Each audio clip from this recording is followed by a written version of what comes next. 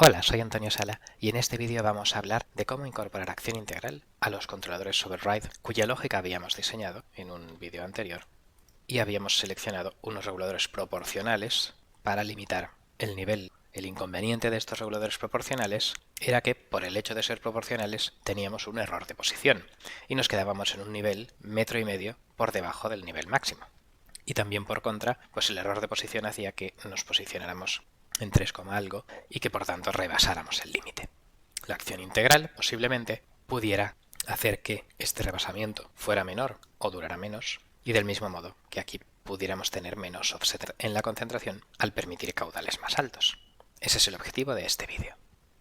La primera idea es recordar que ya habíamos tenido que poner un cierto bloque de lógica porque el regulador de concentración ya tenía acción integral por diseño y por tanto el tracking mode anti-windup de su funcionamiento normal debía ser modificado. ¿Qué es lo que ocurría en las simulaciones en otros vídeos? Pues que cuando esto era el resultado de un override por nivel alto o nivel bajo, el modo de tracking acercaba demasiado esta señal a esta y se producían overrides espurios.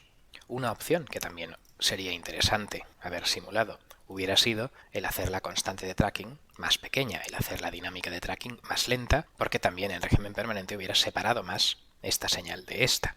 Pero la decisión que se tomó pues fue este switch lógico. ¿Por qué? Pues porque cuando estamos en funcionamiento normal sí que habilitamos el tracking mode anti-windup, pero cuando no estamos en funcionamiento normal y este caudal viene por otras fuentes que realmente controlan nivel, consideramos que el valor en régimen permanente de este caudal no tiene nada que ver con el necesario para los errores en la concentración y decidimos olvidarlo y hacer que la entrada de tracking coincida con el punto de funcionamiento, 0 incremental, para que el regulador espere a actuar más o menos cerca del cálculo del punto de funcionamiento para mantener una cierta concentración. Bien, pues esta es la idea que ya se implementó en el anti-windup de concentración. Ahora tenemos que hacer algo parecido en los bucles de nivel. En vez de un controlador proporcional de ganancia 6, ahora vamos a sugerir 6 más 3S. Simulando este bucle cerrado parece razonable y decidimos que esta dinámica del bucle de nivel nos parece satisfactoria, con lo cual ahora deberíamos cambiar el P a PI, poner la integral a 3 y claro, ¿qué hacemos con el output saturation y el anti-windup? Vamos primero a probar sin anti-windup. En este también probaremos sin anti-windup. Y ahora cuando simulamos, el resultado es que el override no funciona. Aquí sube el nivel hasta alcanzar la concentración y nunca se pone en marcha el override, y viceversa.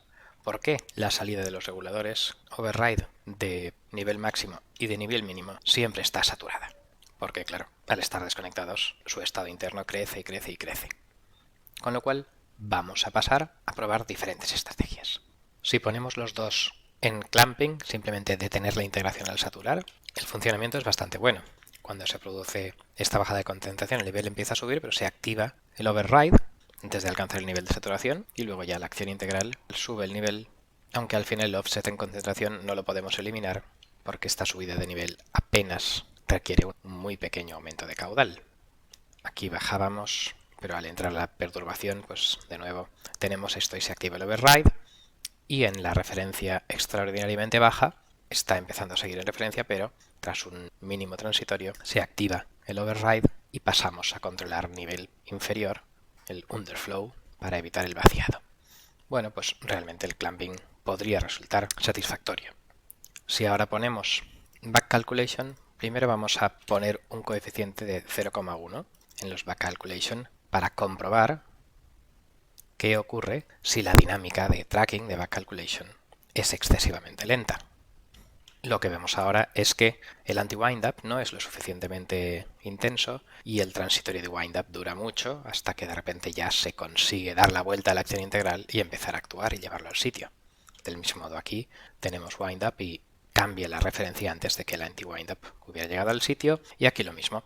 El transitorio de windup con un polo en 0,1 pues hace que tarde en darse cuenta el override que ha pasado a ser activo y en dar las acciones correctoras adecuadas. Por lo tanto, la constante de 0,1 era bastante lenta, pero si la ponemos en 0,5, que sería K sub I entre K sub P, que recomiendan algunos trabajos, entonces el comportamiento ya es muy similar a la del clamping, prácticamente indistinguible. Lo que ocurre con las estrategias de clamping anti-windup o back calculation es que suponen conceptualmente que el regulador deja de estar activo debido a saturación. Sin embargo, en override a veces puede dejar de estar activo debido simplemente pues, a que es otro sistema de control en funcionamiento nominal el que se hace cargo de ese actuador. Con lo cual, desde un punto de vista conceptual, aunque luego a lo mejor en las simulaciones da un poco igual, habría que estudiarlo caso por caso, pero como he dicho, desde un punto de vista conceptual, en vez del back calculation, quizás debiéramos hacer el tracking mode anti-windup, donde yo pongo una entrada de tracking y aquí está el QBIN, la variable realmente seleccionada, sea la que está dando este regulador u otro. Bien, pues conceptualmente podría ser más adecuado. El problema ahora es diseñar la dinámica de tracking. Si ahora cambiamos anti-windup a none y hacemos un enable tracking mode, pues entonces, claro, ¿qué tracking coefficient ponemos? Pues vamos a simular, por ejemplo, con un tracking coefficient de 3 en ambos reguladores y ver lo que ocurre. A primera vista, el funcionamiento es bastante razonable, se evita el windup y el sobrepasamiento, y aquí también. Aquí vemos el efecto tracking. El regulador de concentración es el azul, el rojo y el verde son el de sobrepasamiento y el de vaciado, y pues cuando uno sube, el otro sube, etcétera, hasta que, claro, pues aquí, por ejemplo, sí que se produce el override, pero en general, pues cuando está activo el de concentración, por ejemplo, en esta zona central, pues el tracking está como el de concentración más una cierta constante por el error. Aquí tenemos el rojo y aquí tenemos el verde. Aquí podríamos plantear una observación. En algunos casos, los mecanismos de seguridad para rebasamiento, excesos de presión, pues están implementados incluso con actuadores separados, válvulas de alivio o similar. Entonces, en este caso, esto por debajo de 12 podría significar que alguna válvula de seguridad se activaría para sacar caudal del depósito. Aquí no ocurre, por tanto la simulación da como se espera, pero quizás si se activara este tipo de válvula de emergencia también en estas situaciones intermedias no sería adecuado, de modo que quizás las constantes de tracking son demasiado altas, están demasiado cerca los unos de los otros, y si por ejemplo las ponemos a el punto de partida de muchas referencias de KI entre KP 0,5, el problema que vemos es son insuficientes y no han llegado a activarse el windup. Por tanto, pues habría que llegar a un compromiso entre no seguir demasiado cerca y no estar demasiado lejos para que haya el fenómeno de windup. Como ya he dicho, los overrides espurios sobre el mismo actuador no suelen ser problemáticos. Con el valor de 3 daba una simulación de las variables controladas muy buena. Si lo dejamos en 1,5, vemos que nos hemos quedado cortos, aquí hay windup y aquí también.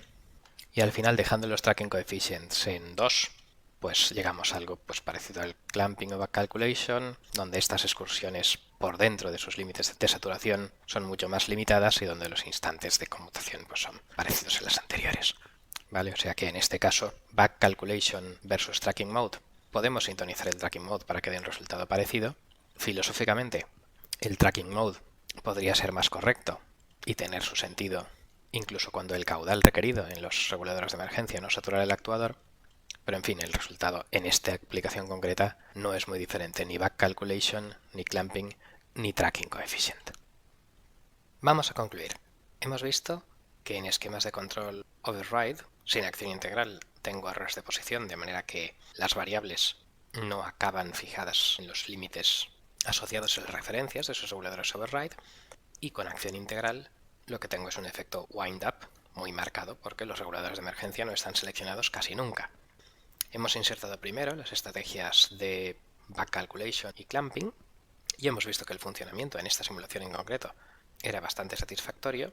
Lo que ocurre es que en override o incluso en conmutación automática manual, si pensáramos en bumbless transfer, los reguladores no es como en anti-windup que se desactivan cuando saturan, sino que se desactivan cuando otro regulador humano o automático los desactiva y podrían no estar saturando. Por eso, filosóficamente, el tracking mode anti-windup estaría más cercano a lo que se querría conseguir.